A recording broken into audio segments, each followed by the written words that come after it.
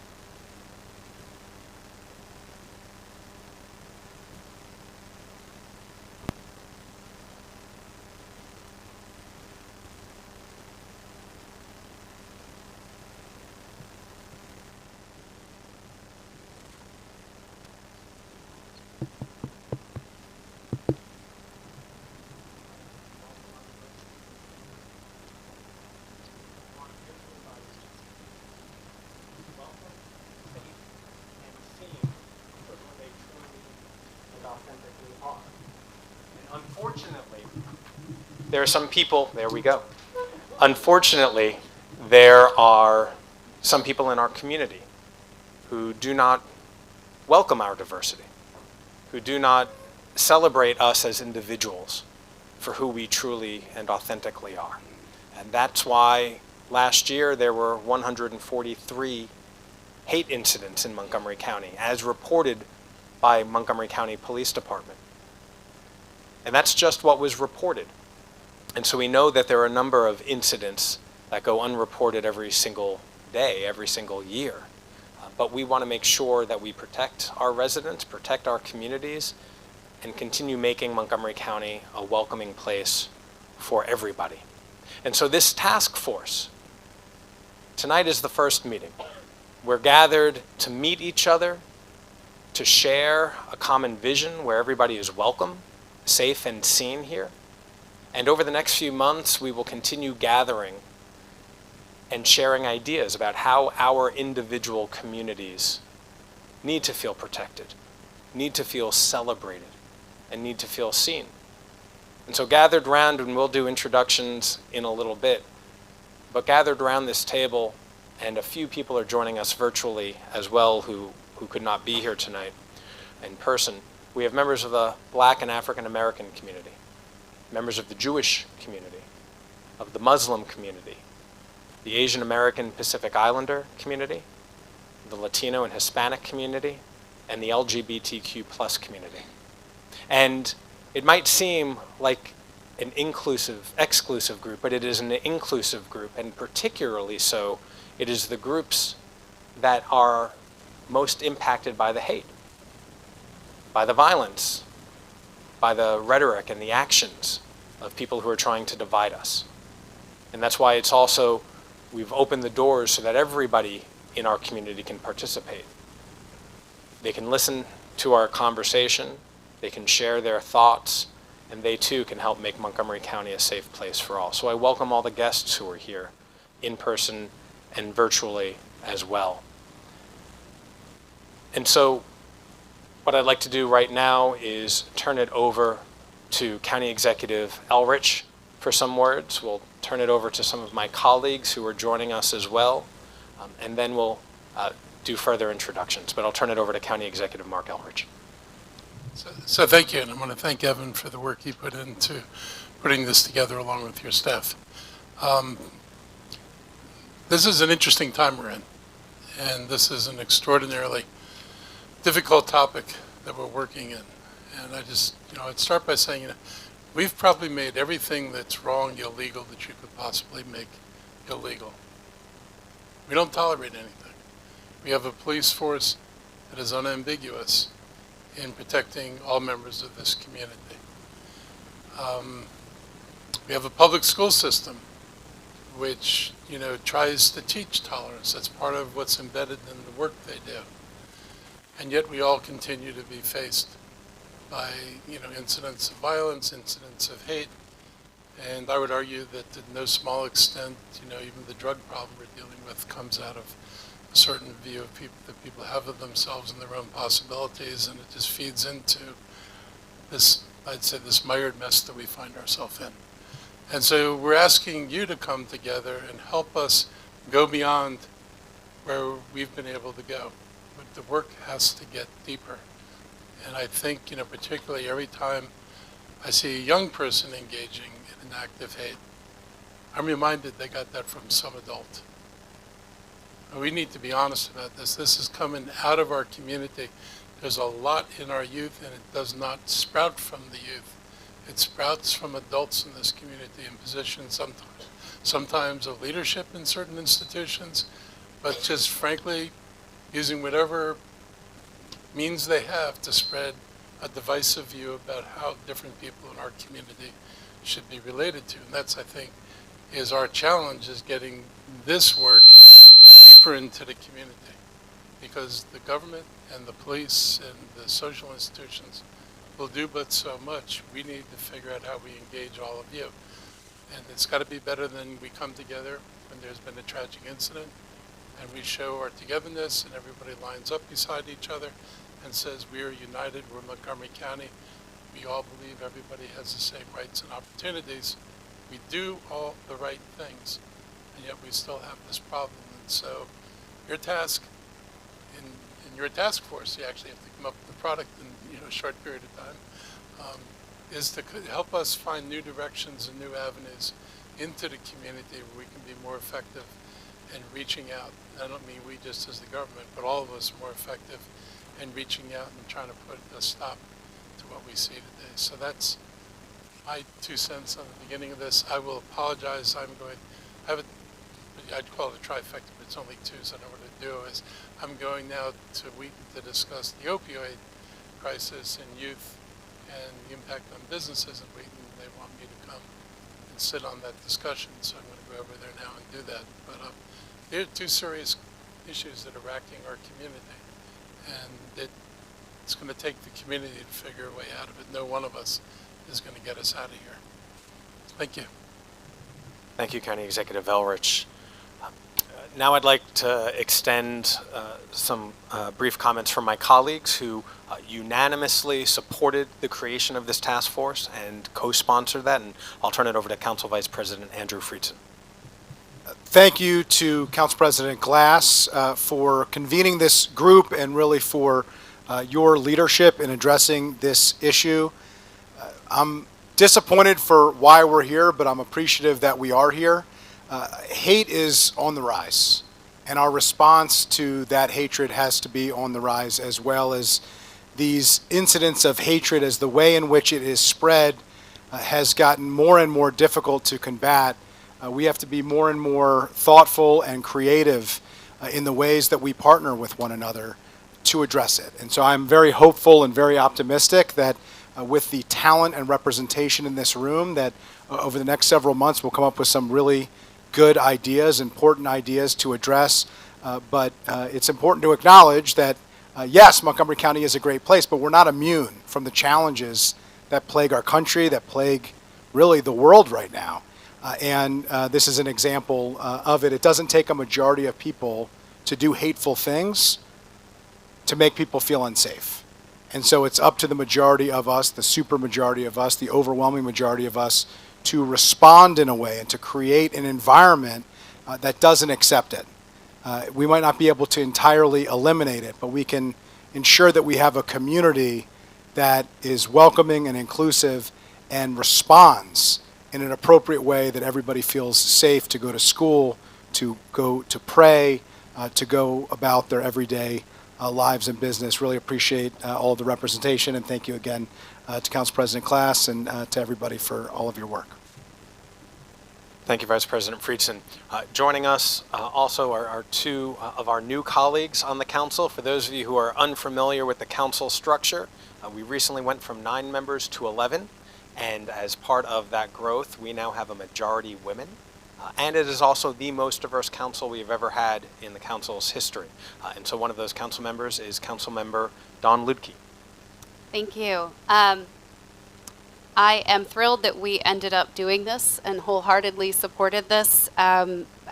Before I came to the council at the state, and I got to meet the lovely Meredith Weissel from the ADL, and also have 2 of our CPD officers, Lieutenant Dan Helton and Lieutenant Kathy Estrada, serve on the Office of the Attorney General's Hate Crimes Task Force with me, and delve into some really incredibly important work and conversations around how to strengthen Maryland's hate crimes laws, which were already decent, but there was still work to do. There's always work to do.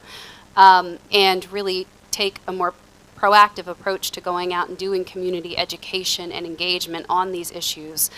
And one of the things that I worked on, and where I see a lot of what's happening now in our community, where it really flared up, was within our youth population. And as the county executive appropriately noted, people aren't born that way. You learn that behavior. But it's important to work with our children to help them understand and recognize why what they're saying or doing is not protected by the First Amendment inside your schools. And why it can be disciplined and what might need to be done in order to help have that teachable moment so that our kids can benefit and learn and grow from that, so that we can have and continue to have the welcoming community that we are known for throughout the state of Maryland. So I look forward to the work that this group continues to do over the next coming months. I know it's a short time frame that you've been given to convene and work and have these conversations, and look forward to the policy actions that we can take moving forward from your work. So thank you. Thank you, Councilmember Ludke. And another new council member is Councilmember Kate Stewart. Thank you. I just want to echo the sentiments of my colleagues and thank Council President Glass for leading the charge on this effort. But most importantly, I want to thank each and every one of you who have agreed to participate in this task force. We know the work ahead is not going to be easy work. To have honest conversations that will lead to real change in our community will take a great deal of work. And as I look around this room and see so many familiar faces and people who I know have been already doing a great deal of work in our community, I just want to say thank you. Thank you for your time. Thank you for your energy and your commitment to making Montgomery County a better place. Thank you. Thank you, Councilmember Stewart. I also want to recognize that 2 of my colleagues were unable to be here, but they have staff representing them, and so I want to thank Councilmember Jawando for sending his Chief of Staff, Michelle Whitaker, here, and also Councilmember Mink for sending a member of her team here as well. What I'd like to do now is turn it over to our State's Attorney, John McCarthy. And the reason I invited State's Attorney McCarthy to join us this evening is to explain to us what a hate crime is, explain to us what hate incidents are, what happens here in Montgomery County when an incident occurs and somebody is found, somebody is apprehended, what happens when someone's not apprehended. And we also have the Chief of Police, Marcus Jones, who's joining us too, and we'll be doing introductions after Mr. McCarthy speaks. You know, it is important to note that John McCarthy has twice been recognized for his leadership efforts over the last decade by the Anti-Defamation League as a leading prosecutor in addressing hate crimes. And so I think it's most appropriate that he is here, and I very much appreciate his leadership as well. John? It's great to be here, and quite candidly, I think government works best when we work together as a group, and I think that we work best when we work as a community. Evan just mentioned the fact that we did receive the Shield Award from the Anti-Defamation League. It's a very proud moment for us during the last 10 years to receive that twice, the only local prosecutor's office in the country that has been twice recognized with that particular award. I'm also sad a little bit about being here. And, I've read over Marcus's report, and I think we should be very proud that Montgomery County Police, along with the state, publishes these numbers so that we know what we're talking about. We need to know what the numbers are in order to address the issue, but to see that our bias incidents have risen this year since 2018, we're now up to 100. I see 157, I think is the number that we had last year. That's a sad number for me to look at. Now, hate incident, just for the purposes of identifying terminology. A hate incident is a broader term than a hate crime. And the vast majority of the 157 cases that were reported to the Montgomery County Police did not fit into the area of crime, but I did think I should read a definition, all right? Just so that we're on the same page as to what a crime means. A person may not commit a crime that is motivated either in whole or substantial part by another person's group's race, color, national origin, religious belief, sexual orientation, gender identity, homelessness, or disability. So effectively what you need to do in a hate crime is, first of all, it has to be a crime, not just merely offensive conduct. And there are things that people say and do in public in our community every day that are offensive to everybody in this room. But we have First Amendment protections for some of that, and they're constitutionally protected.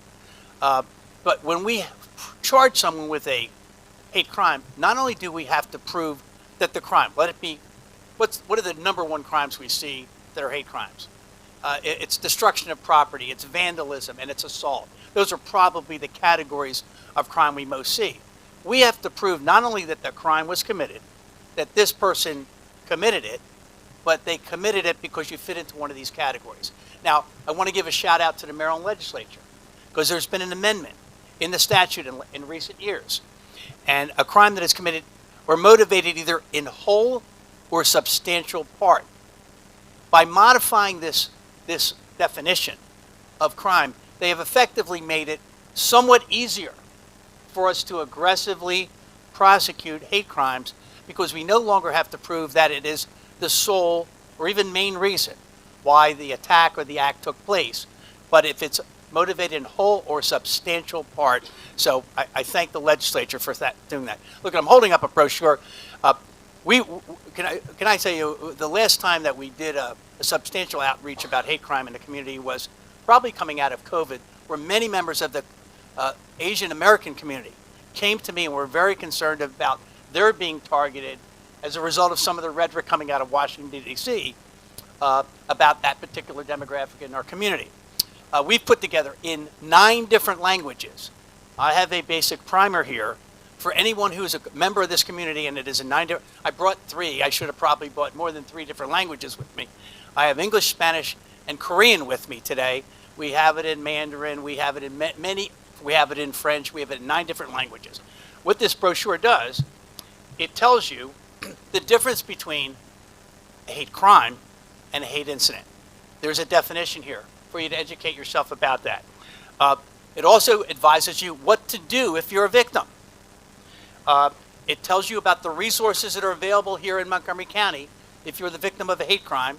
And it also talks to you about victims' compensation funds and support services that the police department has and my office has for victims of hate crimes. One of the huge issues that we have, and I talked to Evan about this before we began, and I really do appreciate his effort in bringing us here together tonight, is that in many of our communities, one of the great challenges we have, and we may have this in a lot of different areas of crime, is getting people to report to us. What Marcus needs is help. We need to communicate with each other. And for us to intelligently look at these things, whether it is the Asian American community, where when we were addressing the issue coming out of the late, the COVID crisis, we were met with, it was really hard to get people in some communities to report that they've been the victims of these crimes. So that's part of the education. I actually fundamentally believe education is the key to making us a much safer community. Linda Earl Hill is here with me. Linda is my lead prosecutor on my hate crimes, but we have actively right now, we do have crimes that we are looking at. One is a crime against an Asian American individual. Just as an example, we have crimes that were targeted against a Jewish gentleman. In Montgomery County, let's talk about numbers. We're not, by the way, we're not at the highest number we've ever been as a nation in terms of hate crime. That actually came after 9/11, by the way. That was our peak year. But we have, during, if I could say this, I think I'm among friends, during the Obama years, hate crimes dropped substantially for a number of years. And then about 2016, they began to rise again. And they've been rising every year since. There's trends you can see in the numbers. I think it is disturbing, I think a couple of people have mentioned this, that when I look at the numbers, I am disturbed because when they gather the numbers, we look at not only who are the offenders, who's committing the hate crimes, more often, by the way, it would be individuals who are white, who are most often targeted. Nationally, that's clearly members of the African American community, but I will tell you here in Montgomery County, I will tell you the Jewish community, much like the city of New York, is probably the most often targeted for a hate crime in our community. If you look at the crimes that were motivated by religious hate in Montgomery County last year, 91% of those cases were against members of the Jewish faith. So we know the numbers. And besides knowing the numbers, we know who the perpetrators are, we know who the victims are. We also know where the crimes are being committed. And what is and I think this might have been Mark's point, but also, where is the place that more hate crimes occur in this state than any other place? Elementary schools, secondary schools, and colleges. That's then comes home. And that's where maybe somebody comes and does some damage to your property or burns a cross or does something. But our target area is really with our young people. I might say, because that is a target-rich environment for us, because that is the highest cohort where hate crimes and hate incidents are being committed across the state and in Montgomery County. So knowing the numbers, I think, helps us a little bit in being intelligent about it. Again, I'm honored to be here. My office pledges to continue to be progressive and aggressive in the prosecution of these cases. And I want to thank Evan for inviting me here this evening.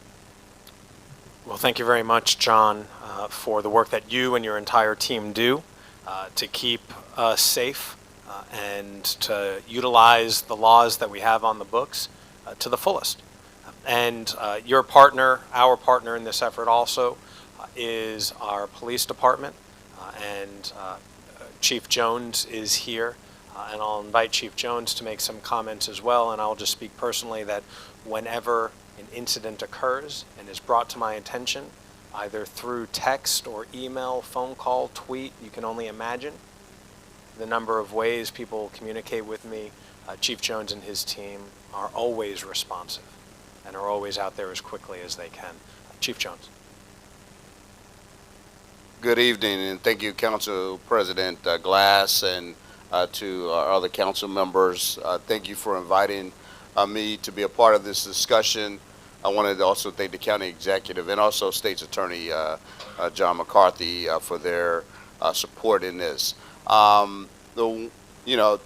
It's been very interesting, as State's Attorney McCarthy noted, about the increase of hate crimes that we've seen on the rise since 2016.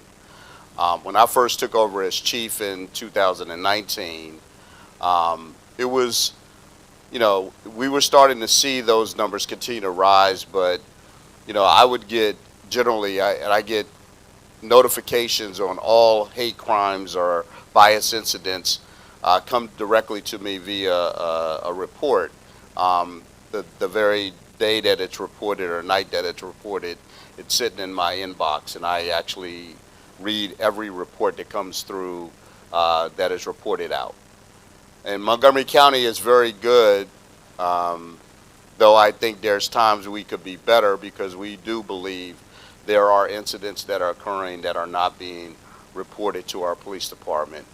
But if you go to our annual bias reports on our website, I encourage you, if you've never read it, to read it. And you can go back and probably read the past 5 or 6 years that we have listed on the website. You will see the dramatic changes, and we go into the statistical data of the specific races that are being impacted, as well as the religions primarily, and other bias incidents as well. And again, we take these incidents very seriously, Montgomery County Police. If you were to compare us across the state, when it comes to our bias report, you will see no other report like it. And why is that? And the reason why that is because we document every report that a citizen says to us, or any member of this community says that they felt like that they were discriminated against in some way or another, or there was this crime that occurred and they believed that hate was the center of that crime. We do not make judgment that that didn't happen. We're not documenting that. We document all perceived acts of hate from that standpoint. And so therefore, when you look at the state report and you wonder why Montgomery County has this incredible number of these types of incidents, and the rest of the state, as you know, maybe not as large as Montgomery County, but even will have, sometimes you have jurisdictions that have 0 connected to their reported as incidents. And we got to believe, right, as many of my law enforcement friends across the state talk about often, that that cannot be true. And so, again, it just shows you, again, the seriousness from which we take this, that we believe that our community members need to be heard. We need to make sure that we're getting this information out. I think this committee has the ability to even broaden that perspective to our community in a way that that goes beyond what even we are doing in county government, and particularly the police department. And again, we put this report out every year. I think it's vitally important for people to understand the magnitude of it, and it is a problem. And it is such a problem that I can't tell you a week that I've gone by in 2023 that I have not received at least one report of a hate incident or a hate crime. And in some cases, I receive sometimes 3 or 4 reports. And to piggyback on also what State's Attorney McCarthy has said, I was flabbergasted this past school year, to see the amount of incidents that occurred at our schools or in the school community. And I think this is an important piece to this committee to understand that, about where this focus must be. And I think we clearly that discussion is clear. So again, you know, if there's anyone who has questions about our reports, we're always very happy to answer those questions for you. How we work, and again, we work hand in hand with the state's attorney's office when we are actually trying to pursue those particular crimes that we can, when we can prosecute individuals for hate crimes that occur in Montgomery County. So thank you again. Thank you very much, Chief Jones. So in your folder, you will see the report from last year. And so that is yours to look through at an appropriate time, and go back on the MCPD website and you'll see the reports from previous years if you choose to do so. But picking up on the point that Chief Jones just made about the number of incidents he sees, the reports he sees, I got a preliminary report for the month of June. There were 27 hate incidents in the month of June that were reported, and a number of these are multiple incidents that were grouped together.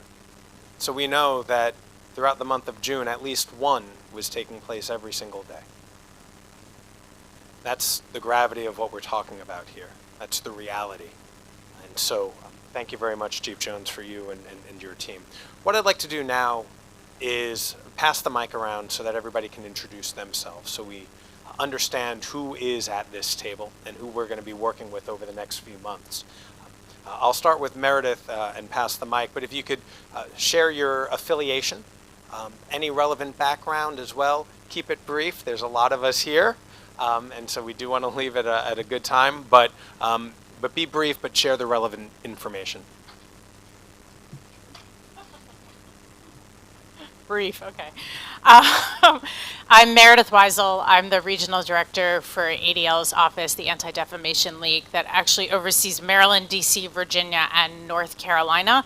But I am a very proud resident of Montgomery County as well. And so this is near and dear to my heart, not just in the work that I do, but as a parent of MCPS kids. One kid just graduated.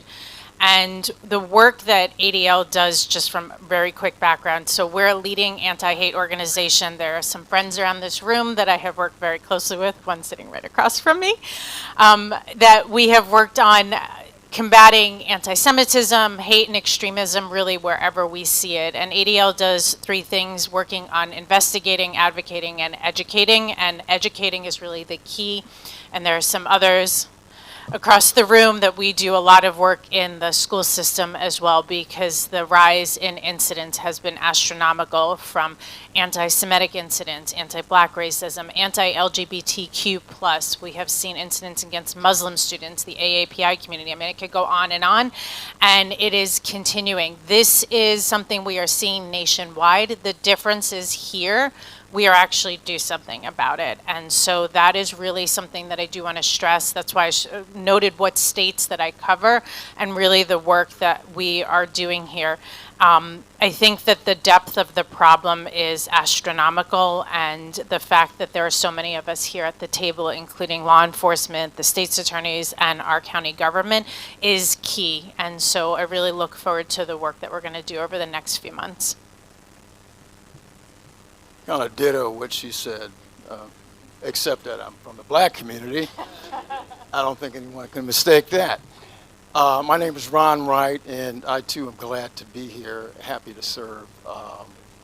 And I kind of got here through a colleague of mine, Agnes Leshner, whom I serve with on the board of Interfaith Works, which many of you know is one of the largest homeless initiatives and poverty initiatives in the county.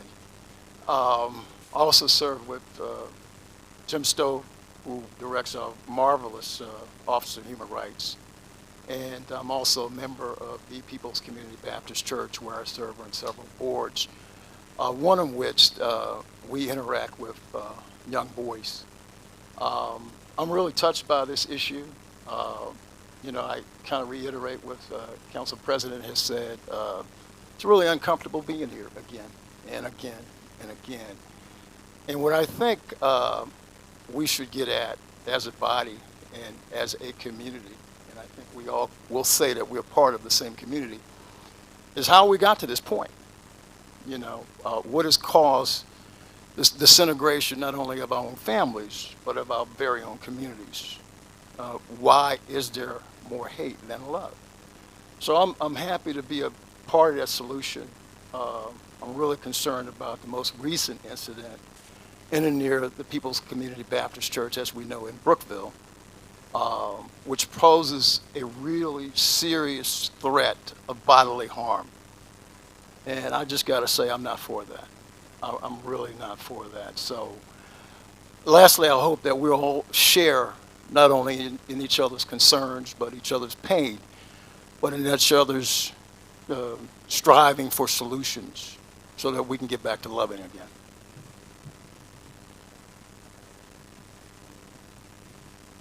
Good afternoon, everyone. My name is Vanessa Pinto.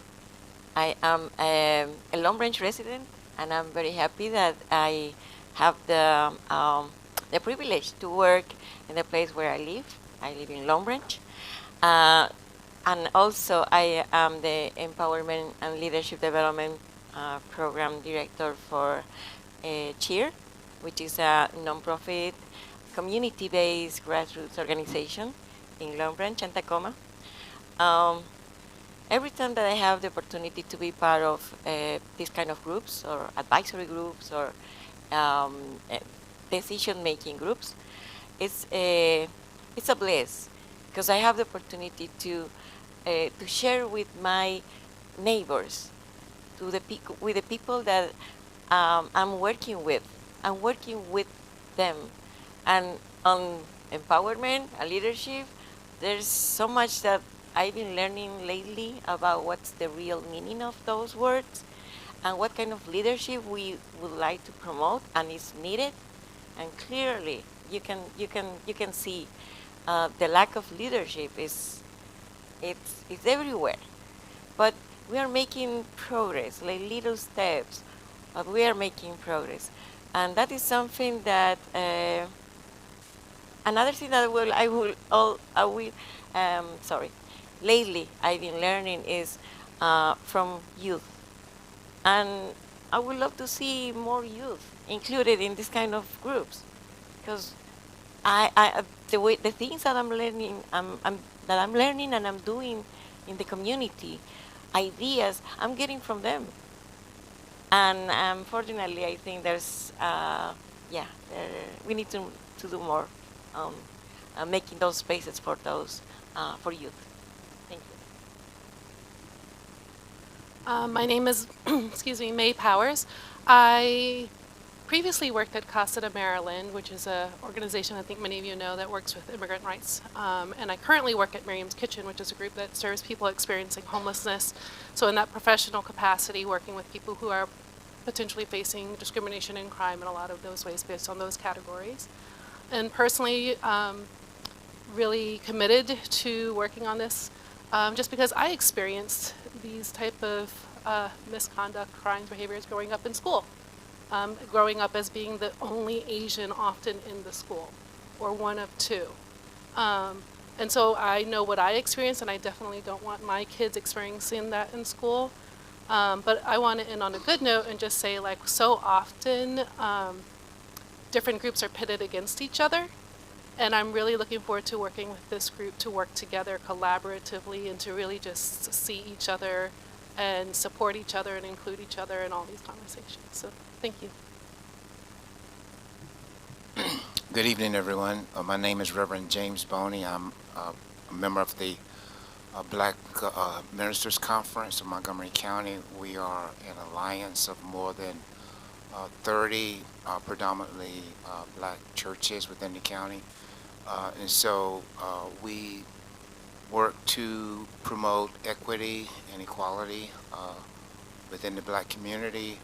And we also come together to fight against things that do threaten the black community. And these bias incidents, bias crimes are definitely something that are a threat to the black community. I'm also the pastor of Faith Community Baptist Church. I'm happy to be here. This is a great idea, and I look forward to working with the rest of you to see if we can come up with some things meaningful to address. And I always look at this as there have been seeds of hatred that have been sown. And many times when people sow these seeds of hatred, they have one intention, but you can't really tell where the seed is going to sprout. And it looks like they're sprouting up in our schools. And so I look forward to working with the rest of you to try to address this issue. Thank you. Hello. First, I want to thank Councilmember Glass for inviting me to this group. I'm really looking forward to working with everybody. My name is Ilhan Kagri, a very foreign name because I'm a child of immigrants.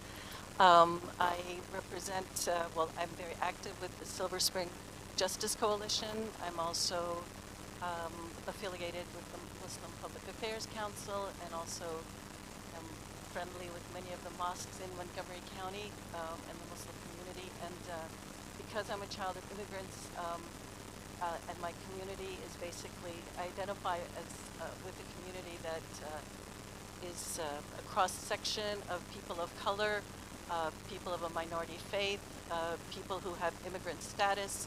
So these are all the sort of vulnerable populations in our country.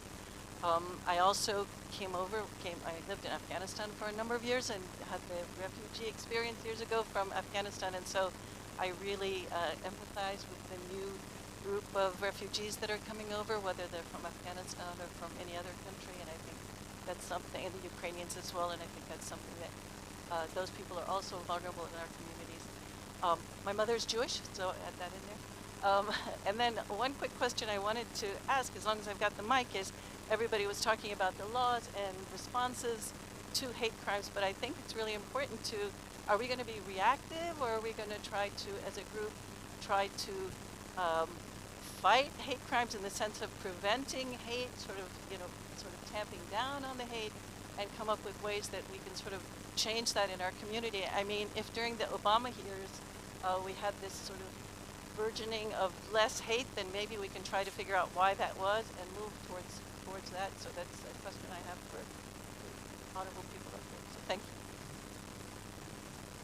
Good evening. My name is Alex Stone. I guess I'm here as a resident from the Jewish community. I've served on the Kent Mill Civic Association and father of parents of a Northwood graduate and have served on the Mid-County Citizens Advisory Board, but also have served as the president of the Kent Mill Synagogue and on the Jewish Community Relation Council Board and on the Berman Hebrew Academy board as well. And so it's just an honor and privilege to be here, and I look forward to working together with the many different communities. Buenas tardes, good evening, everyone. My name is Alex Vasquez. I do work for the CASA organization as a community organizer, and it's great to be here. But aside from my space within CASA, I'm here, like many of us, in a personal capacity as a Montgomery County resident, resident of Durwood. Councilmember Lutke is my representative. And I am looking forward to working with everyone on the task force. I am looking forward to learning a lot, keeping an open mind. And as the gentleman said earlier, I'm looking forward to passing meaningful recommendations that can make that difference. So. Good evening, everyone. My name is Tiffany Kelly. I first want to lead with the lens that I live in. I am a Southern black woman raised in rural Florida, and I'm parenting a black boy that's now a teenager. And I landed here in the middle of Chevy Chase. I now live in the city of Gaithersburg, two places that couldn't be more different. And they've really shaped my experience here in Montgomery County. Living in Chevy Chase, I was faced with elitism that felt a lot like racism. And living in Gaithersburg, well, they sell tractors not too far from my house, so that says a lot. I have worked with many of the organizations that are here, including CASA, Silver Spring Justice Coalition, and many other grassroots organizations. My focus is anti-poverty and economic equity, and I just want to say that as time goes on, our idea of what racism is does evolve and change. And it goes more from the individual acts of racism, which I see very little of, to the systemic racism that I'm faced with every single day. So I'm really grateful to be here. I'm thankful. Again, thank you for having me, and I look forward to working with everyone.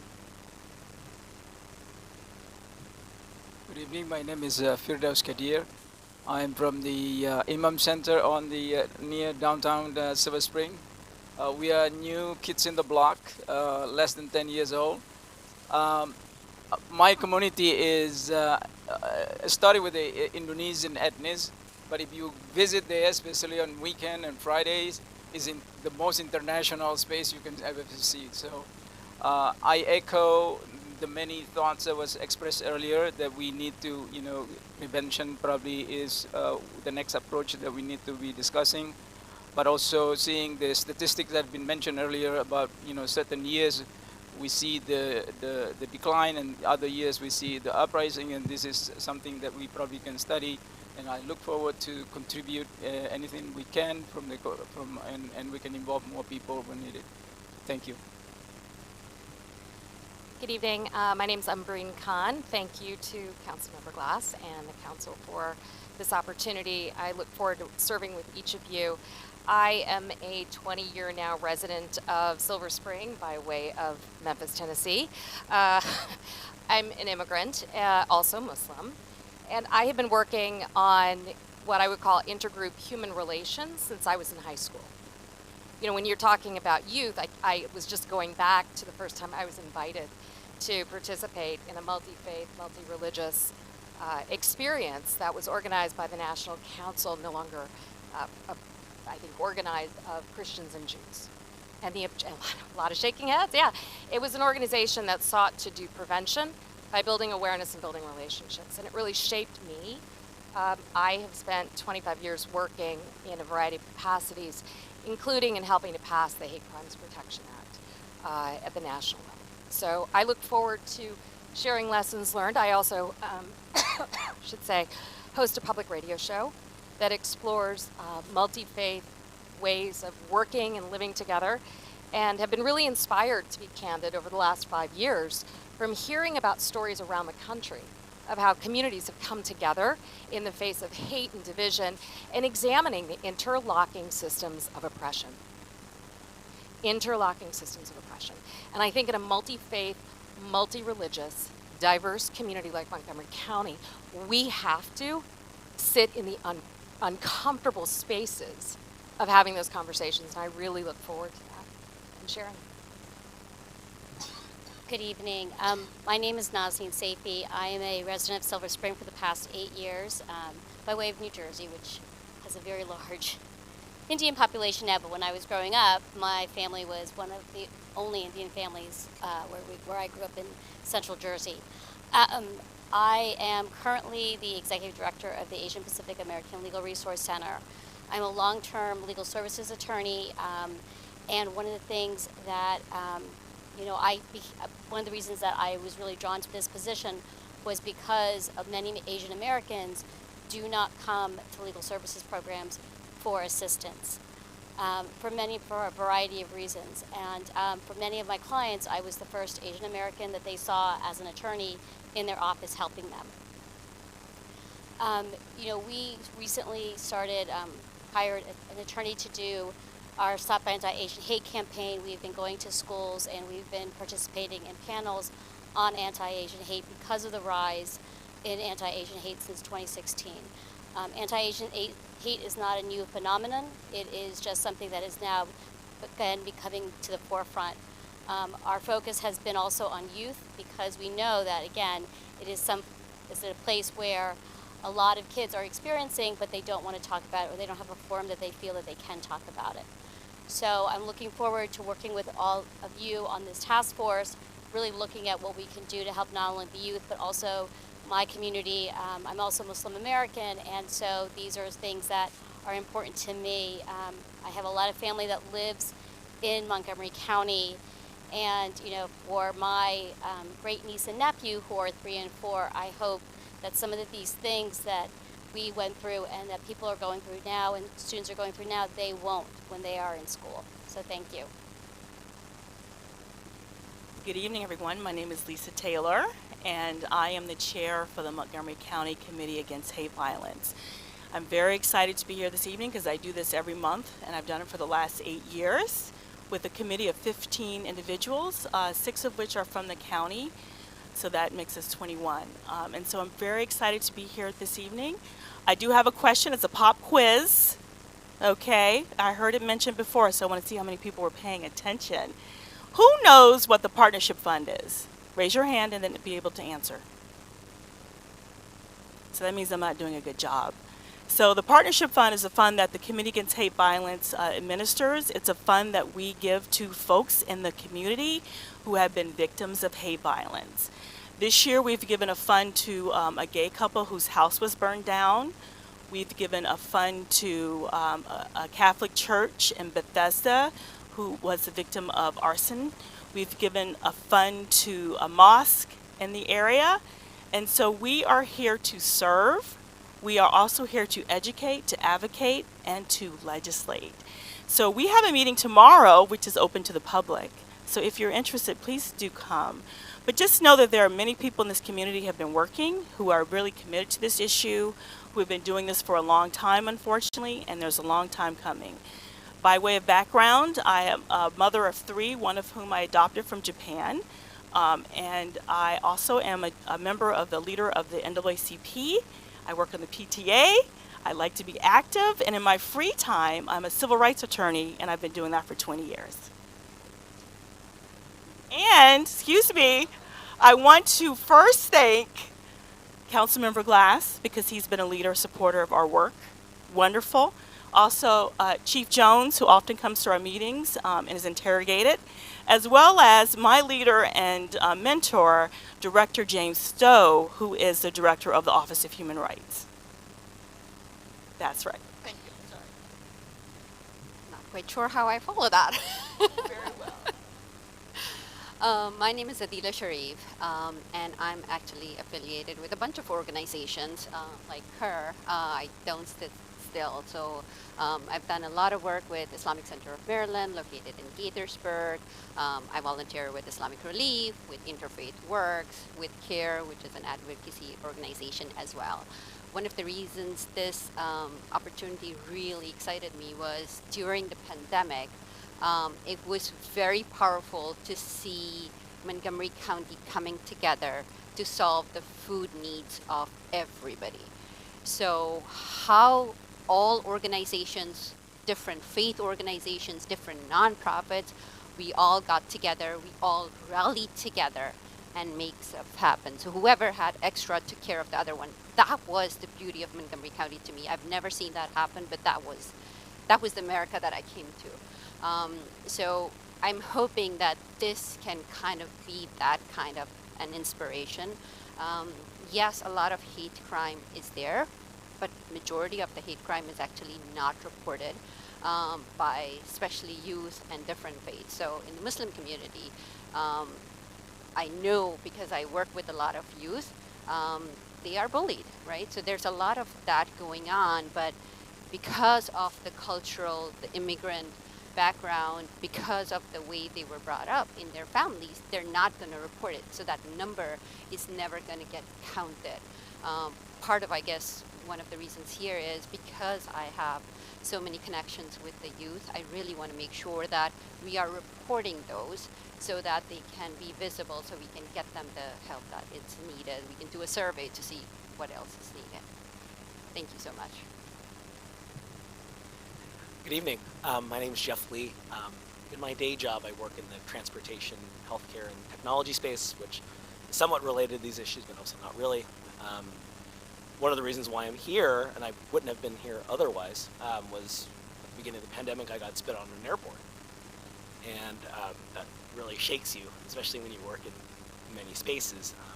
My parents are Vietnamese refugees, and by way of being retired now free-range chicken farmers in southern Georgia. That's important because they were the most salt-of-the-earth people I know. And during the pandemic, they were also told that they were the reason why the virus was here. And that's a hard thing to hear from your neighbors. So that's how I got involved on these issues. I wouldn't have been involved otherwise, except that I brought these experiences as a former deputy cabinet secretary to Governor Jerry Brown of California, working on economic empowerment issues and civil liberty matters, as well as judicial affairs, broadly speaking. Most recently served as a commissioner for Mayor Bowser's Asian American Commission, and advise companies and organizations on their diversity, inclusion, belonging matters. I'm looking forward to working with all of you. I'm looking forward to listening.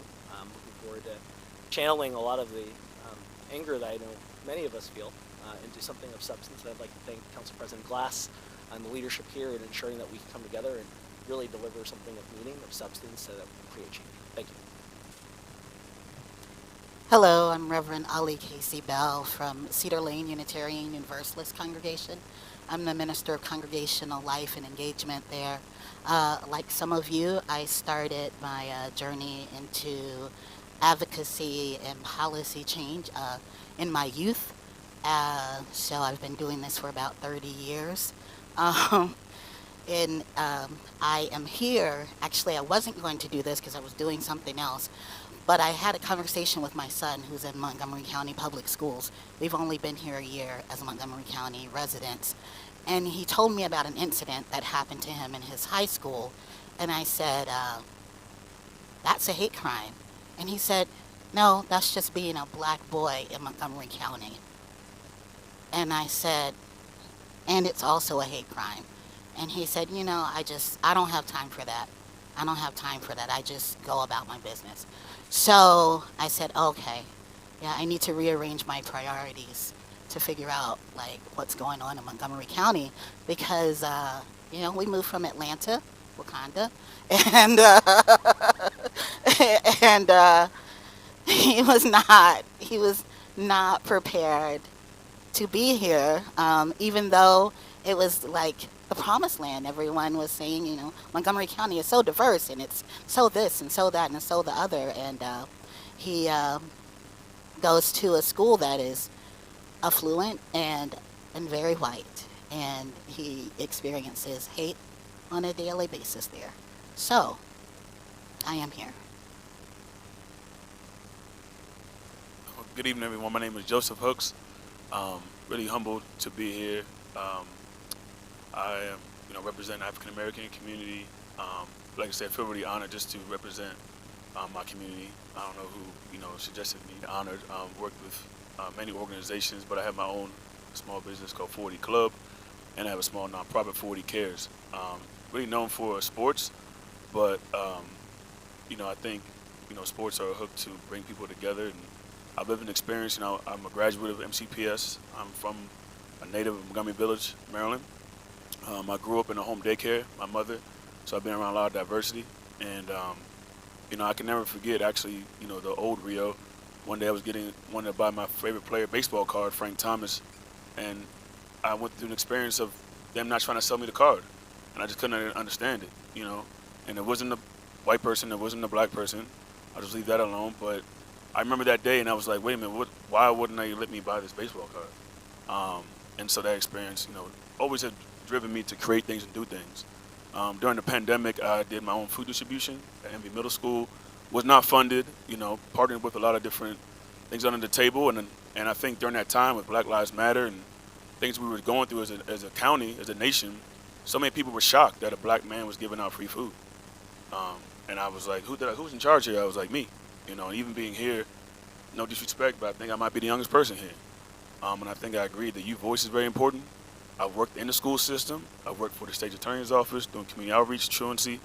I've created and been programs, so I think being close to the ground. And as I got older, I've learned so much and traveled and learned so much about everyone's community. I get so inspired. And I think that we need to look at the school system and say, what are they teaching and how are they teaching it? And I think that language is, it's generational time. So I think it's been seeded. It's things that's been, systems that have been put in place. So I appreciate being here to be a voice. And, I know things that have happened to be reactive, but I'm all about being proactive so that we can bring people together because, I have a daughter now. And like I said, I grew up in a very diverse high school at the time. And things have changed. And I have many friends from all different communities. And that made me be the best person I could continue to try to be today. So just thank everyone for their time and commitment, and thank Council President Glass and everyone else who supported him in this, so that we can be the example to the youth and to the systems and the community of us coming together. Because I think I sense motivation, but I sense pain, like you said, and I sense our frustrations. And if we don't know how to handle it, how are they going to handle it? We're the example. And like you said, someone is being taught. And I'm with these kids every day through sport, and that keeps a lot of them together. So we got to continue to keep them together and change the boundaries. I grew up thinking like, oh, I think it's the highway. But why is this community go to this school? Or why does this school have all buses? Like, what do you expect? So we got to be accountable, or else there's not going to be a lot of accuracy. Thank you. You just said some words that inspired me. Thank you. My name is Ron Halber. I'm the director of the Jewish Community Relations Council for Greater Washington. We're the representative and umbrella body of all the Jewish institutions in Northern Virginia, D.C., and in Maryland, Montgomery County, Prince George's County, which includes synagogues and agencies and local chapters of national organizations and other institutions in a community that's 300,000 strong in the region. First of all, we have to sit around the table and realize what an aberration this is in a positive way compared to most other jurisdictions in the United States who are letting things go by, as opposed to we're taking leadership and trying to get things done. That's the first thing. Second thing, you got to realize that everybody who is sitting around this table, we got to realize we first got to, you can't look, in my opinion, you can't look at the good in life until you realize, you can't look aspirationally until you can thank God for what you already have. So number one, we're lucky to live in a county where we have elected officials, from our county executive to our county council and its leadership to our law enforcement, to Reverend Stowe, to people in this room who are already on the same page about what our objective and what our mission is, okay? So that we should feel good about. The fact that so many people showed up tonight and heard this calling and said it's unacceptable for Police Chief Jones to get a hate incident multiple times on his desk every day. I guarantee you, I would bet that overwhelming majority of people in this room have felt an incident of hate personally based on who they are, and I'm no exception. And the truth of the matter is that I can go into all the stuff we do in our organization, but I think we want to move these intros. And the bottom line is that I think we make a pledge that we don't leave this room, we don't leave this process, and until we have a plan that's going to be institutionalized, systematic, and maintained. Because history and bigotry goes through waves, okay? It goes up, it goes down, depends on the political atmosphere, depends what's going on with the economy, it depends what's going on with immigration. It's connected to things. We're not an island in this county. We're one county among thousands. So we have national trends affecting us, international trends, state trends, and local trends. The best we can do is make sure that in our community, we can stand as a shining light and an example for all. So let's pledge, get to work, and let's make things that are permanent a part of this institution so that if this ugliness rears itself ahead 20 years from now, we can look back and say, I was part of that committee 20 years ago that got things done. I also want to point out, in addition to working with Meredith at ADL, I also work with many of my colleagues, Alan Ronkin at the American Jewish Community, who's in Southern California tonight, celebrating his mother's 90th birthday. So we're going to give him a pass on that. But thank you to everyone. Oh, he's virtual. Hey, Alan. Hey, Alan. There you are. Got you in, Alan. Anyway, but I just wanted to say that I'm really impressed and I'm thankful to be on this committee and sit with such wonderful people from a diverse community. Now, let's get to work and make something happen. Salams, everyone. First of all, I want to thank Evan Glass for inviting me to this forum. My name is Faisal Khan, and originally from Guyana, and I've been here in the county for the last 59 years as a resident. I'm currently the Imam for the Islam Society of Washington area, the oldest masjid or mosque in the state of Maryland. In the state of Maryland, sorry, we're the second oldest in the state of Maryland, but the oldest in Montgomery County. I'm also the past president of the Montgomery County Faith Advisory Council, appointed by the previous executive. I was the longest serving member for the Islam Society of North America on the board of directors for 15 years. I also was the executive secretary of the Council of Muslim Organizations in the Washington, D.C. area. Currently, I'm the outreach director for the Islamic Center in Washington, D.C. Most of you perhaps might have visited the Islamic Center in Washington, D.C. I'm also a very active member of JIDS, Jewish Islamic Dialogue Society. And I also, there's so many hats I filled, I'm embarrassed to tell you about it. I'm a legal marriage officer for about 6 states. I'm a notary public.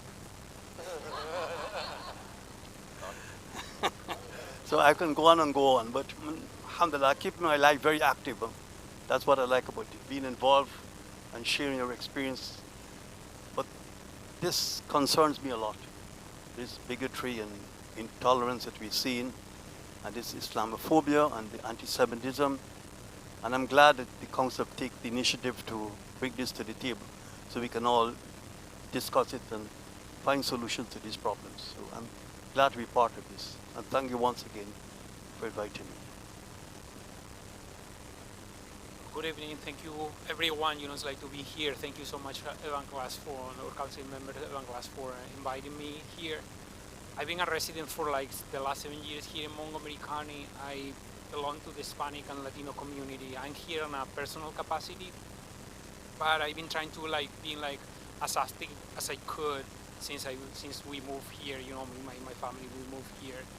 So I've been involved in the PTA of the school, communities like United Against Hate. I've been in touch with them, and it's really, really concerning to see that it's in this amazing county that's all the diversity that we have, the hate crimes that are flourishing, and all of us has been experienced some of these hate crimes, right? Including me, for instance, for speaking Spanish or displaying like a sign that it should be more inclusive. It should not bring like, like hate. I'm a scientist too, so I will have to say that. So in science, it's like it's really, there is like the beauty of see everybody, it's like from different communities, different backgrounds, different countries, always work to the same goal, and get things done. Like Ron just said, it's like, so I'm like looking forward to work with all of you and get things done, improve like the life of our residents here in Montgomery County. So thanks. Hi, I'm Ariani Ong, and I'm a second-generation Asian American. My parents are ethnic Chinese and immigrated from Indonesia. Apa kabar? And I appreciate the focus on youth because I had a very catalyzing moment when I was in middle school in 1982, and that was a hate crime. And I lived in Texas. We were called Orientals at that time. And I saw the first Asian American face on TV that I ever had, and she was talking about a seminal case that triggered another wave of the Asian American civil rights movement. But I didn't know that at the time. All I knew is I saw this woman on TV for 20 minutes. This is the power of role modeling, and because of this woman and her interview and the way she explained the community, that I realized I wanted to be like her. So I did. I went to law school, became a civil rights attorney. I worked with the majority of the National Asian Pacific American organizations in Washington, D.C. I've focused on hate crimes for the last 20 years. Also lobbied on the Hate Crime Prevention Act, did some advocacy and education, represented our country before the UN in Geneva, and most recently worked with a national organization to set up a national network of local community-based organization networks around the country where we're designating response and prevention centers in response to hate crimes. But to Dr. Kagri's point, I also advocated for the erection of the social services system, knowing that while our laws are also very important, so is navigation of social services by those who are impacted, and as importantly, addressing the upstream issues that lead to the breakdown of a healthy and thriving community. And so that's a lot. And I had, one law enforcement officer say, I know my target, you don't know yours, which makes your job much harder. And that is true. But I'm very comforted by this solidarity here. I thank Council President Evan Glass for uniting us, and really happy to see Jim Stowe, who has helped our community in difficult times, the chief, and all our leaders, our county attorney McCarthy, who's helped us with the McDonald's case as well. So thank you. Thank you all. Council President Glass, thank you. Really appreciate what you did. To my council members, thank you both. John, thank you. And Chief, all that you do.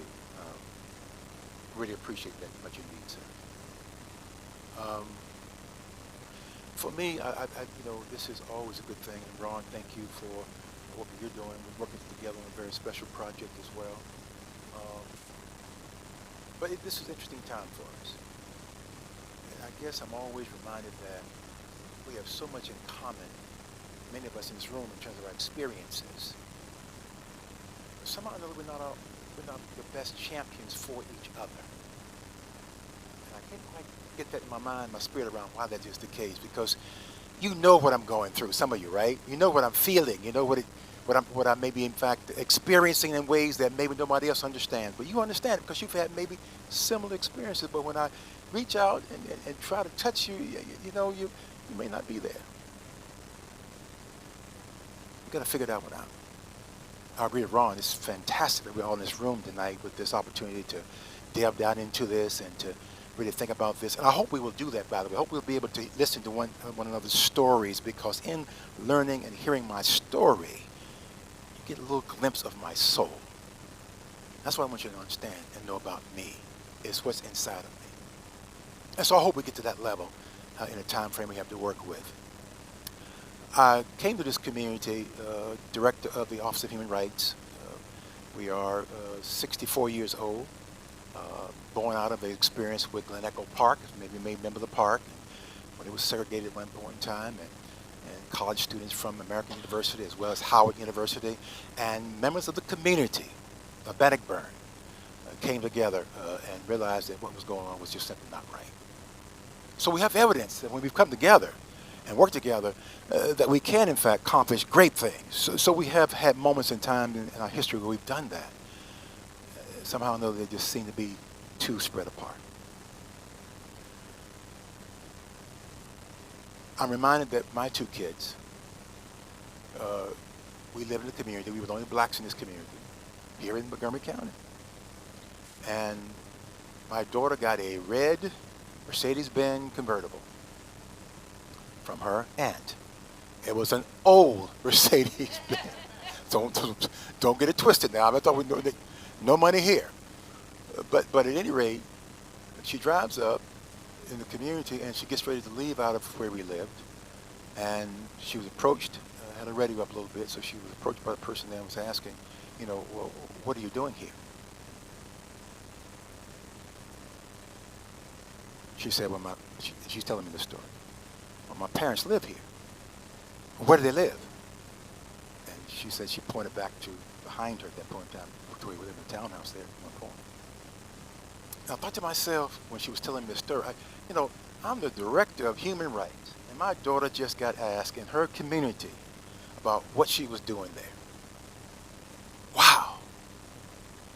My son, away from college, he comes home and he's walking our dogs and going in the back of one of the townhouse groups. He too gets stopped and asked, what are you doing here?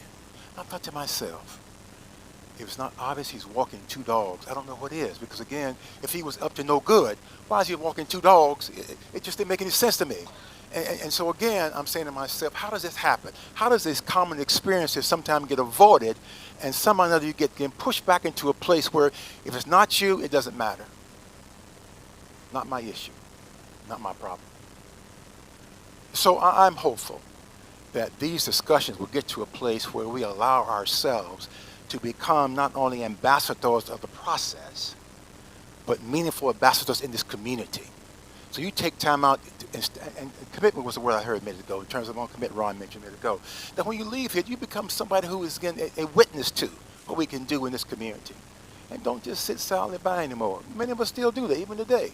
Advocates still do that. It ain't worth it. Don't want to get involved. Don't want to get involved with all the arguments and other. Don't want to talk to dad or mom about this, that, and the other. It's going to be an argument. You got to get involved. It's got to stop somewhere. John said that elementary school was where they had the most incidents occurring. And guess what he said also? He said it was not at home. So what is happening between home and the elementary school? And, of course, in the school.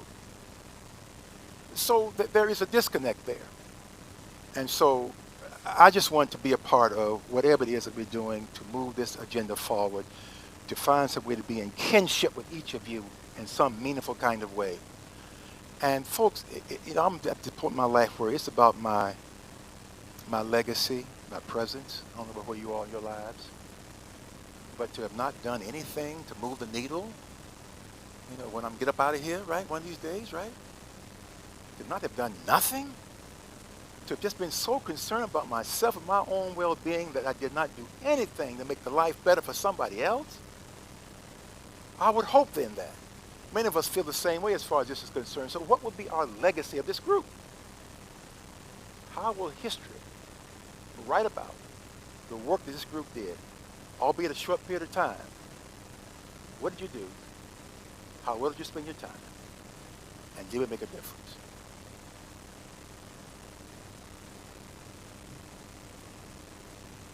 We actually have 3 people who are joining us virtually. And so I'd like to invite Philip Alexander Downey to come online. There you are, Philip.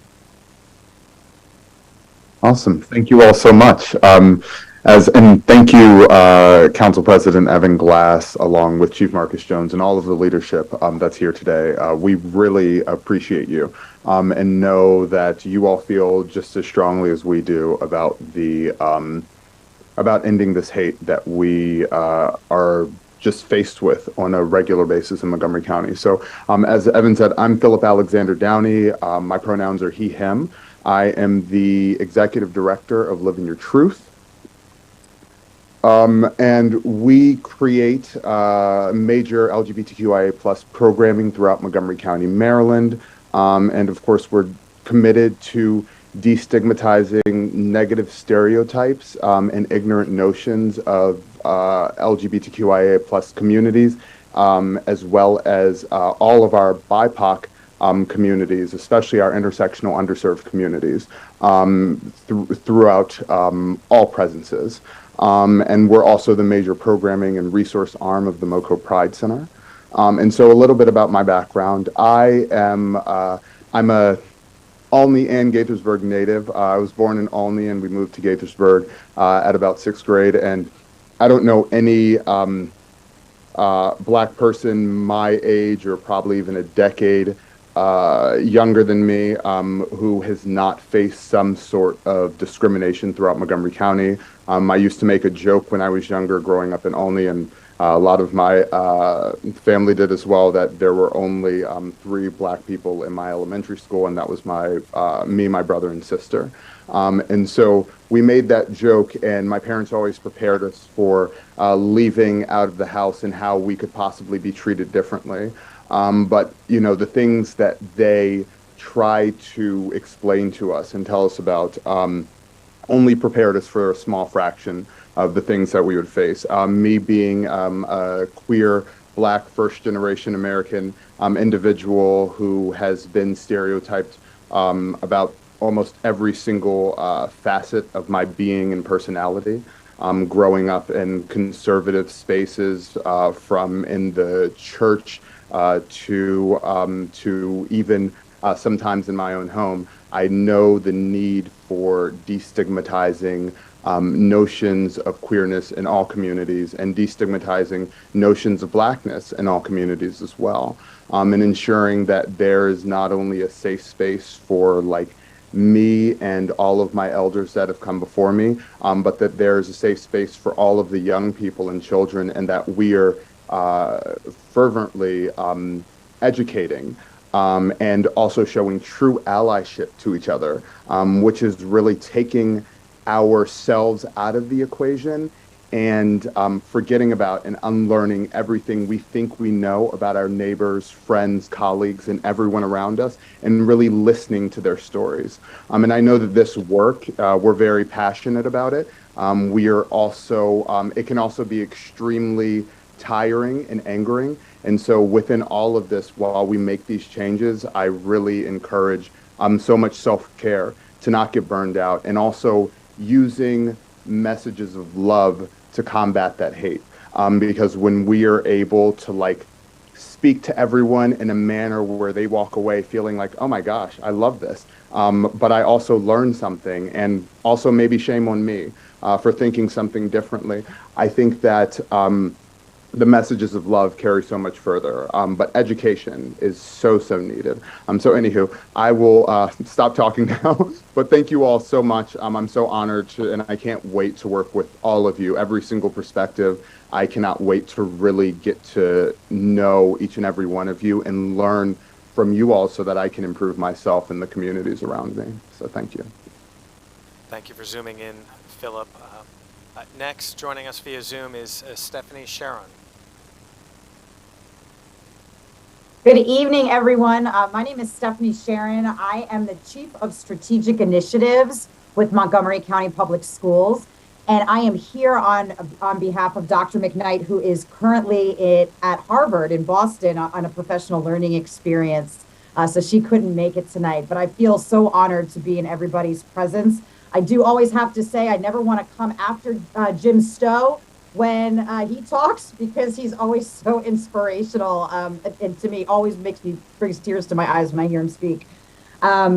So as the Chief of Strategic Initiatives in Montgomery County Public Schools, my office is actually in charge of leading innovative projects across the district to ensure anti-racist, equitable outcomes for staff, students, in the community. For the last, now we're going on year 3, My office has really dived in and helped initiate the anti-racist audit that was a part of our districts and the vision of Dr. McKnight when she was the deputy superintendent, which really examined our entire district and took a look at some of the inequities, particularly from the lens of race, that existed within our school system. We looked at workforce diversity, working conditions, our pre-K through 12 curriculum, equity of access, school culture, and community relations and engagement. We recently launched or released on May 10th an action plan, to address the findings of the audit that is really district-wide. And it doesn't just address the individual racism incidences that sometimes are bringing us to spaces like we are experiencing today, where we're being reactive to things, but it's really about addressing the systemic structures within our system that oftentimes breed inequities for all groups of people within the district. A little bit about me. This is my 23rd year in Montgomery County Public Schools. I'm a native from New Jersey, right outside New York City, was transplanted into Montgomery County after college. And I have been blessed to work in this school system, which has been an extremely unique and diverse experience for me. I have worked in 7 different schools, from a teacher to a principal. Most recently, I was the principal at Briggs Cheney Middle School prior to coming to central office. And in my experiences as an educator in Montgomery County Public Schools, I have had the opportunity to really see how the impact of inequity, particularly racism, that I have seen throughout the county, and the experiences that our students have that are so varied. We're in one county and one district, but based on where you are at, your experiences, not only as a student, but as an educator, can vary tremendously. And our goal, as Dr. McKnight really outlined as the superintendent in her speech in April around addressing and combating racism and hate bias, is really to ensure that all of our students are experiencing an educational environment where they all feel safe, valued, seen, and heard. And that goes for our staff as well. But this is a huge undertaking, and we cannot do it on our own, which is why, as the MCPS representative here, I feel so excited and honored to be in everybody's presence tonight, because all I keep thinking about as I'm hearing each person speak about their experiences is how we can partner effectively to really transform the experiences of our youth and of our community. So thank you so much for having us here. This is truly a dynamic group of individuals, and I'm excited to work with everybody. Thank you very much, Stephanie. I also want to recognize Damon Monteleone, who's also here from MCPS. So thank you, Damon and Stephanie. And also joining us, celebrating his mom's 90th birthday, Mazel Tov Mom, is Alan Ronkin. Thank you, Mr. President. I appreciate it. And thank you, everybody, for, I think I'm the last one. Is that right? So I stand between you and the next part of the meeting, so I'll be fast. For the last 30 years, I've had the privilege of working in interfaith, multi-faith, and multi-ethnic spaces on behalf of the Jewish community. For the last 10 years, I've lived here in Montgomery County in Silver Spring, downtown Silver Spring, and I've worked as the regional director for the American Jewish Committee. You can see behind me. AJC was founded in 1906, and we are the oldest human relations organization in the United States. We were founded to fight bigotry. We were founded to respond to the most crushing issues facing the Jewish community, not only here in the United States, but around the world. But we very quickly realized back in 1906 that we would never be successful in advocating for our own community if we didn't speak up for those who were underserved, those who were suffering both here and around the world. I'm proud to be part of this process. AJC is very engaged right now in working to help implement the national plan to combat anti-Semitism that was recently released by the Biden administration. Some of it parallels AJC's own call to action, which calls on us to understand, respond, and to prevent anti-Semitism and all acts of discrimination in all of its forms and all of its sources. We've been working really hard over the last few years to educate in the community, to help people understand what anti-Semitism is, how it differs, and how it has similarities with other forms of racism and bigotry, and how that history of discrimination affects our community today. On a personal note, I can tell you there's probably a reason I got into this work, and it has something to do with the fact when I was a kid, I was often the target of anti-Semitic incidents growing up. I always tell a story about walking down the street coming home from school and being showered with pennies from the local boys around the community. My parents and I were probably the only Jewish family. I grew up in Bridgeport, Connecticut, probably the only Jewish family on our block, and it didn't end with the pennies, and it didn't end well. And so I knew very early on that we would have to stand up for ourselves and stand up for others if we were going to, be successful and survive in this community. So I want to thank you all. I am the last one, so I'll be quiet now.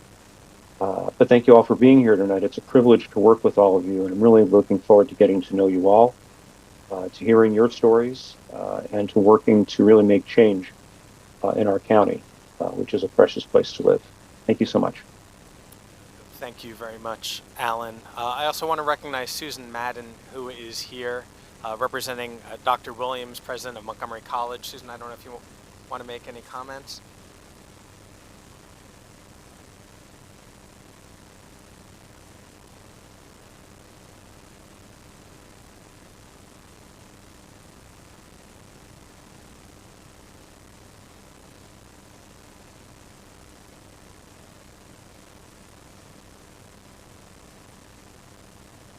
Thank you. That is exactly why you're here. So thank you and welcome to you as well. I hope you all are inspired as I am, not only by everyone's personal stories, but by who each of you are. I know that when we were assembling this task force, we wanted diversity in so many different ways, but your lived experiences, your life experiences, your professional experiences are so important. And it was moving to me to hear each of your stories about how you came here. And while not everybody said it, every single one of you are Montgomery County residents, which is incredibly important. We know that we are right down the block from Washington, D.C. No shortage of national experts, but all of you are experts, and you're Montgomery County residents, which is so incredibly important. And so I want to thank you for sharing. And now I'd like to just do is share with you the process over the next number of months, because so many of you stated your interest in getting to know each other better, to learning everybody's stories so that we can work to protect each other, look out for each other, continue loving each other. And so in your packet, I believe there is some information about the timeline ahead, and I will just state it for those of us who are following the conversation. And I believe all of this is available on the website. These are all open meetings. Everything here is public. And so we want to make sure everybody can participate. And again, want to thank everybody who's not at the table but in the room and joining us online for listening to this conversation. You can listen to every conversation that takes place throughout the next number of months. So some of you have self-identified your affiliation. We will send out more information about what some of the groups and cohorts are. And the goal is for you to work with each other, for each of you to work with each other to make sure that your ideas are shared, that you brainstorm and bring your best selves to this task force. And so looking at the schedule, today is July 11th, it's our kickoff meeting. Then on August 1st, we're going to have a virtual meeting where we'll provide some more information. Then starting on August 29th, we're going to be inviting some of the groups to start presenting. That will start on August 29th. It will continue on September 19th, October 10th, October 26th, November 9th, and then on November 28th, we'll reconvene again in person at a place to be determined, where we'll have a reporting out of what everybody's ideas are, so that we can see the direction we need to go in unison and take the next steps there. But in the meantime, and we'll be providing more information, and you'll be hearing in a few seconds from our incredible staff who will be helping in this effort. But in the meantime, talk to each other. If you want youth voices, invite youth to your strategy sessions, to your planning meetings. MCPS and Montgomery College are a part of this. Ask them for support. Members of the community, contact us if you want to participate and listen in on those conversations, because we want you all to have those important conversations so that when we present here in those future months, you bring it. Because as you've heard, we want this to be successful. We want this to be impactful. And we want this to be meaningful. And that means you all got to work. But you all are doers, because each of you are affiliated with countless number of other things. And so I have no doubt in your ability, interest, and desire to work together to bring your best selves so that the ideas you bring to all of us are the best. And so with that, I want to turn it over to two incredible powerhouses that we have at the council. People you might not know, but they work with us to make our work the best that it can be. And so I'd like to introduce Selena Singleton and Bertha Sismoso. There you go, sorry. To share with us some of the logistical and administrative aspects, and they will be your point of contacts for questions that you might have. And so I'll turn it over to both of you. Thank you, Council President Glass, and thank you also for inviting us, to participate in this and to really support this group. We are really excited. You know, I really like to stand up, so I'm not really sure why. Yeah. We're really excited to do this and to support you. I know several of you in the room, both at the table and around the table. I am the Racial Equity Manager for the County Council, and my background is in civil rights and human rights. I know some of you from church. I know some of you from the National Council of Negro Women. So I've known a number of you for a long time. One of the things that we did want to share, and I think I'll talk about the Open Meetings Act, is in your packet. I think you have some information about some of the things that we are asking you to do as a member of what is typically a Montgomery County Board, Committee, or Commission. And part of that is really to comply with the Open Meetings Act. Part of what we're doing today is that this is an open meeting. It's open to the public, of course, but you are required to take certain trainings, and that's also in your packet, parliamentary procedures and ethics training. And we're asking, first of all, I know that some of you have participated in that and already sent us your certificates. So if you have, that's great. We would love for you to send us your certificates. And the date that you have to do that by is September 19th. So you have a minute. You have 90 days to complete all of these. And some of them take an hour or less. I mean, it's really quick. So I think I'll turn that over to Bertha. Buenas noches, good evening, I was going to say good afternoon. It's been a long day. My name is Berta Lidia Cersosimo. I am the Multicultural Communications and Outreach Manager for the County Council. Before taking on this role, I used to serve former Councilmember Nancy Navarro and residents of the old District 4 for a little bit over 10 years. So I am looking forward to facilitating, coordinating, supporting anything that you need. Please, Selena and I are here to help and support your work. And I did have one more thing to share regarding media inquiries. If you receive one, if you could let us know so that we can help coordinate and provide information, additional information that you may need. If we do get media inquiries through our office and at the communications office, we will be reaching out to some of you as well if you want to, speak on the importance of this work. And I think I will end it there. We don't have anything else to share other than we're super excited, very inspired by everyone's stories, and I am super fired up. Thank you for sharing and for being everything that you are. Thanks.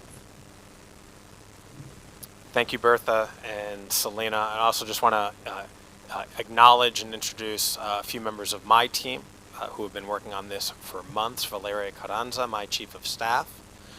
David Lorenzo, who is working somewhere. He's outside. David, wave. There. He doesn't hear me. Brian Sordo, who is a wonderful intern over the summer, who's been helping us as well. And so feel free to contact any of them, contact me as well. Right now, I'll open it up if anybody has any questions that they would like to ask as we embark on this work. Yes, Lisa.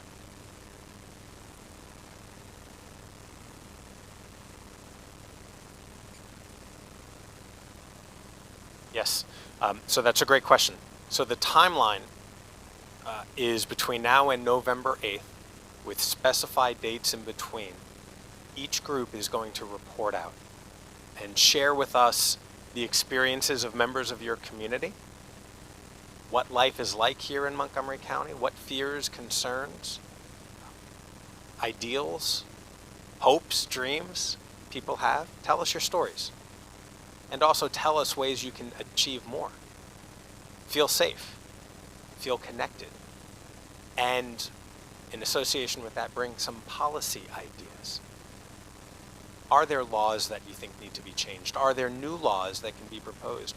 Are there budgetary allocations that might need to be made to achieve true happiness, to achieve respect, dignity, equity, to make life better here?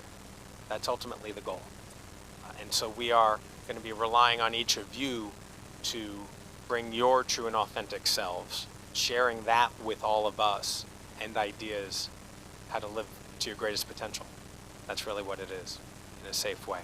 And so we'll have more, we'll share more. You'll get more information about the dates. And then each cohort, one thing I just need to also say, will have a chair that just helps manage the group.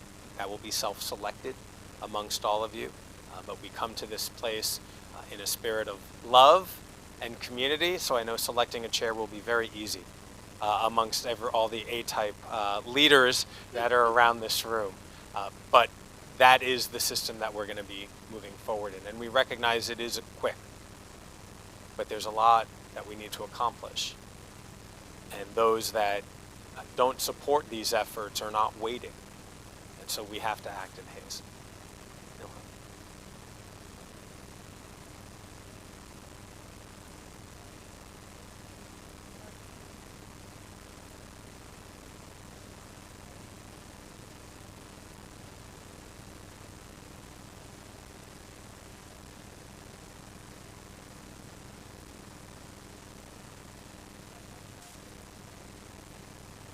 So you know the trick question you've asked, but what's important is MCPS and Montgomery College are here.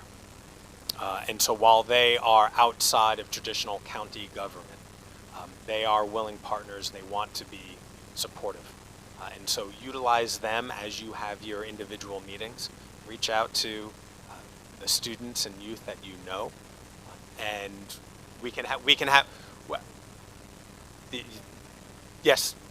At the beginning, I don't want to inhibit any brainstorming and ideas, but utilize everybody around the table, utilize the members, the official members, and the ad hoc members, the ex officio members, to help formulate some of those ideas.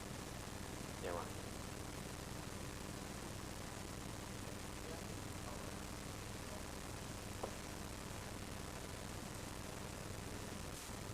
She was on Zoom for a while, yes. Jackie's awesome.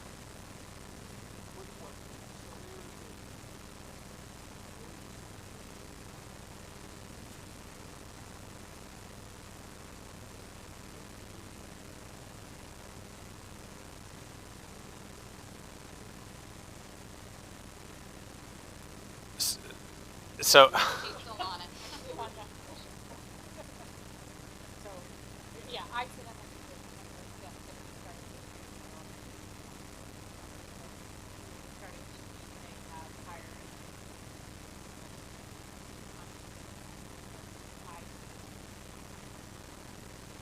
and so Ron, what you're hearing is our task force is getting the jump start.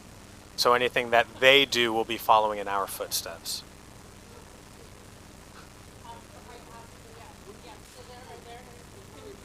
There are a lot of recommendations.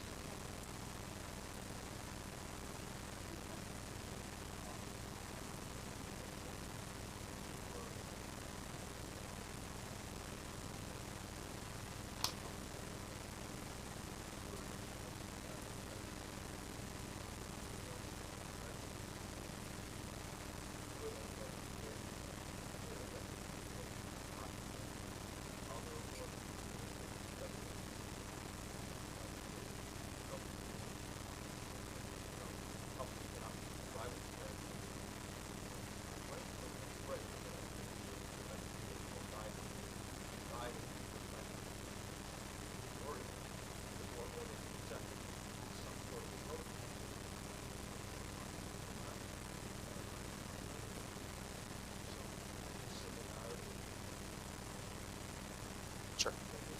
I think you're absolutely right that we don't want to inhibit any brainstorming, but put some guardrails, know the avenue in which we all need to go down. Yeah, no, that's great. And if this is your way, Ron, of saying you always take guidance, I'll take that. Thank you. Yeah, Alex.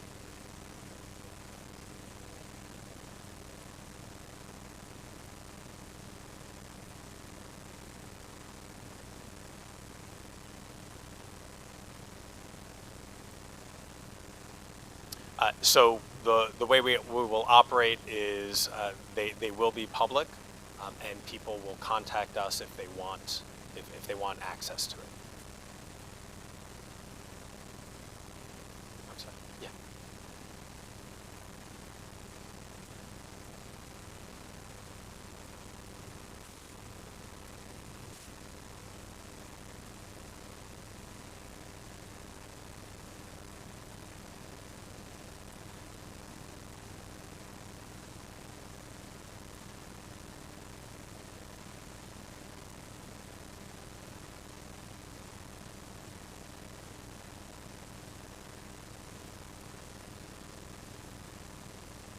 So that's a really good question.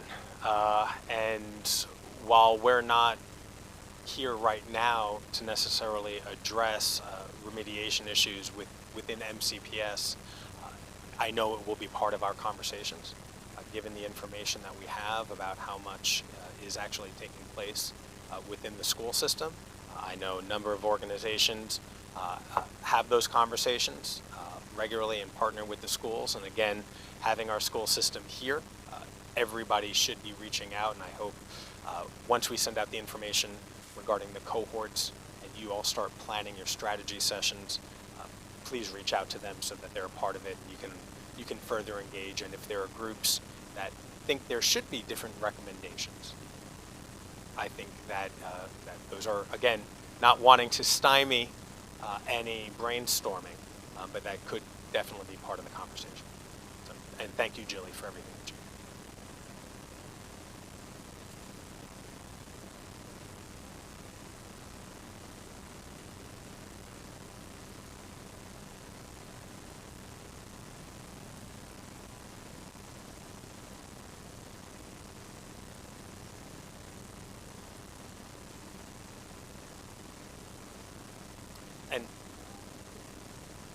And so what we will do is we'll follow up with MCPS to see what information can be provided and whether or not it's the police department as well, or even the state's attorney's office. We can get information to everybody to help you with with that process.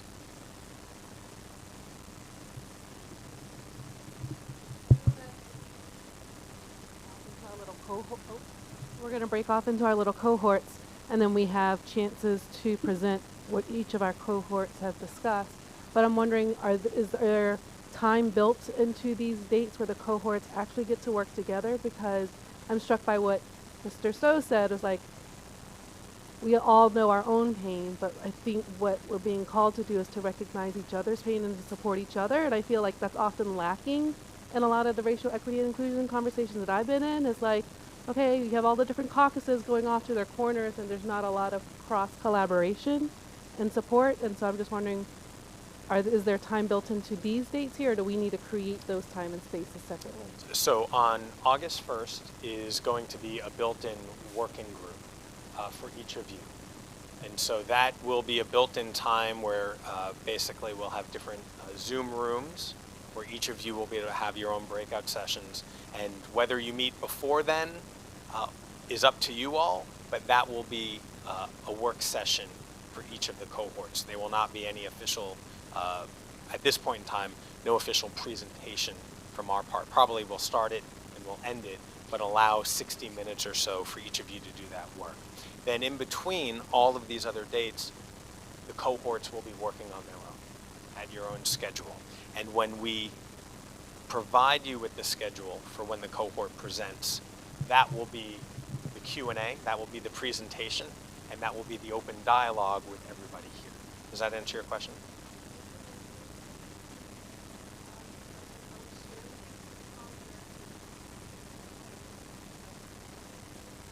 So the dates here, they are full task force meetings, but they will be report outs from the other, from the cohorts.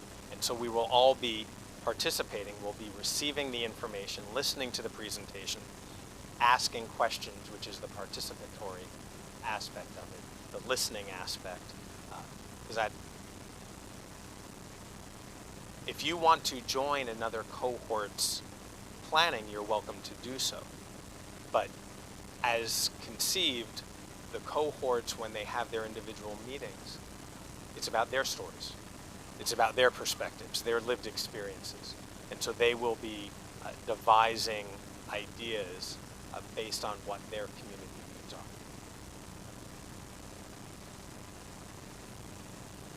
Emery.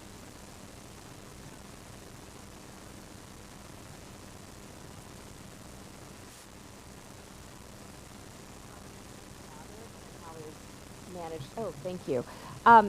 My question, though, is about specifically the internal processes at Montgomery County Public Schools. I have kids in the system, so I'm somewhat familiar that every school system and each building is going to be shaped in part by the team's approach. But I suspect, I'm suspecting here, correct me if I'm wrong, is there an explicit policy on handling hate-motivated bias incidents? Because I know that when incidents reach a level in which the police have to be engaged, that happens. But I am curious what happens before that. I have heard multiple stories from my kids over the years, and I've often wondered, what is the system policy? So if there is a documentation, a flow chart, mechanisms for what guidance is given to staff and educators, it would be really helpful for our discussion to understand what process already exists. So what I'd like to recommend is that for the August 1st meeting, while we had originally set the date for more breakout group conversations, we start with an MCPS level set so that people can have some questions answered, and we can coordinate with MCPS about that presentation. And if you have questions, and we'll do this in the follow-up, ask us any questions that you might have or you might like MCPS to present. Yes. Amberine, if you want to pass the mic. And just be mindful of the time, it's now 9 o'clock. This is going to be a quick question. So we heard about the state county on hate and violence. We also have one in Montgomery County, right? So our task force is very finite, where our term ends in November. But we have a committee that's been doing this. Is it possible to find out some of the initiatives that they might have already, some of the things that they're working on already or might have worked in the past, so we're not duplicating that effort? So it would be very helpful. Sure, Lisa. Hello. Thank you for that good question. So we do have an annual report that we provide. We're happy to give you that. We also have a Twitter, a Facebook, and a website.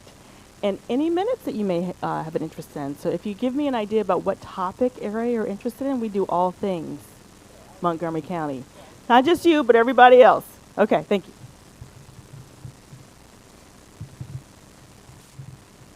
I like the working group, as we can intermingle, but even that breakout will be like with some guidance. There'll be someone leading that, so we have the same type of maybe guided conversation as we get on the Zoom with next. We can Right. think that through a Okay. little bit more. Again, we wanted it to be as organic as possible. Mhm. You all Okay. are thought leaders, professional leaders, right. civic leaders, so I have no doubt that you know the direction that you need to go in. Right. But we can provide some of, as I said, the roadmap that most of you can decide you want to go down without inhibiting the brainstorming for bigger ideas. Okay.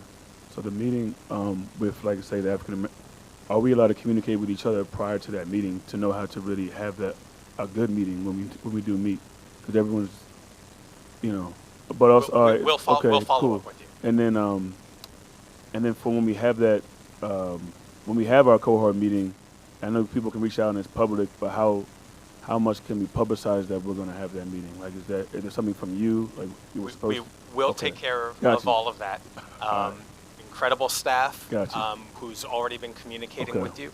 We will share all of your contacts with each other Gotcha. so that you can have whatever conversations you might need in advance Okay. of those open meetings. Appreciate it. Thank you.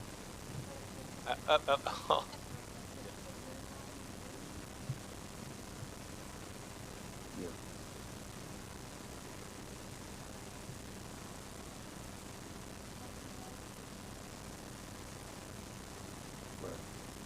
Right. Right.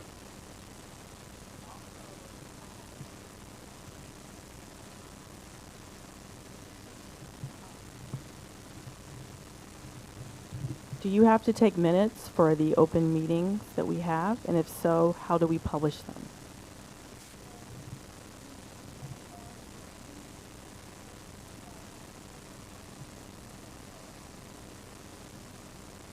What I'm talking about for the breakouts. Do the breakout individual cohorts have to take minutes?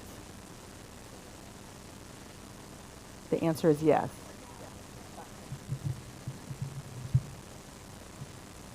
However, they'll also be recorded, so you don't have to take minutes.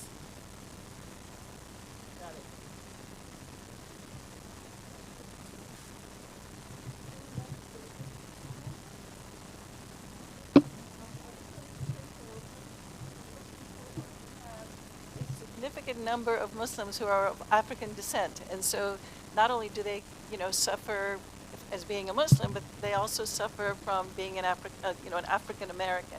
So I think being siloed is not a good idea, and I think your thought is a really good one, that we need to be able to go cross back and forth to capture that intersectionality.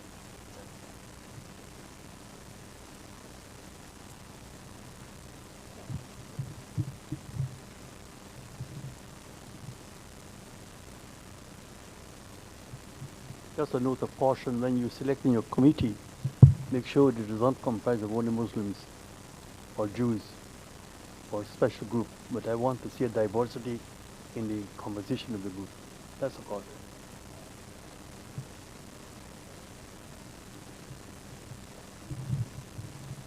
So I appreciate that comment, and the working groups will not be exclusive, but this task force has been assembled because of the needs of certain communities.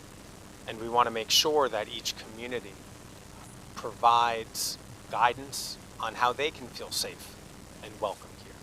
And so and I'll share this with you, it was not in my notes here, but regarding the dates, and write this down, July 11th is today. August 1st, I said, is the organizational meeting. We'll work with MCPS. We'll ask you if you have any questions or information you would like MCPS to provide for that August 1st meeting. And hopefully we'll be able to have some time there for the breakout groups also to utilize, depending on how that goes. Then the first presentation will be August 29th, and that will be with the Jewish group. On September 19th will be the Muslim group. On October 10th, we'll have a double hitter. It'll be a little longer, and it'll be the LGBTQ plus group and the Latino Hispanic group. That's October 10th. Then on October 26th, it'll be the Black and African American group. On November 9th, it will be the AAPI group. And then on November 28th, we will reconvene in person. The only other in-person meeting we have for the final report out and conversation.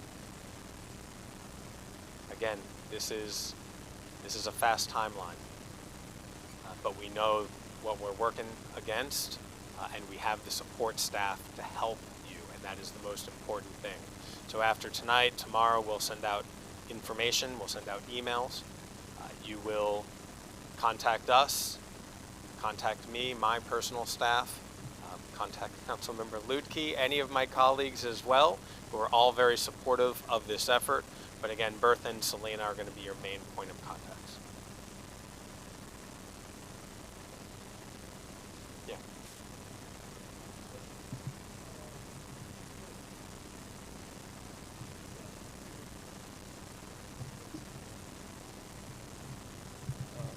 We got a great set of basic facts from the police chief and from our state's prosecutor. But I've not seen any articulation of why people are committing these acts. I mean, are we chronicling, interviewing them as to why they're doing these things? 'Cause I think it would give us great insight in devising, solutions to some of this. I know that's probably a heavy lift to do the interview too. Defendants have a constitutional right of silence.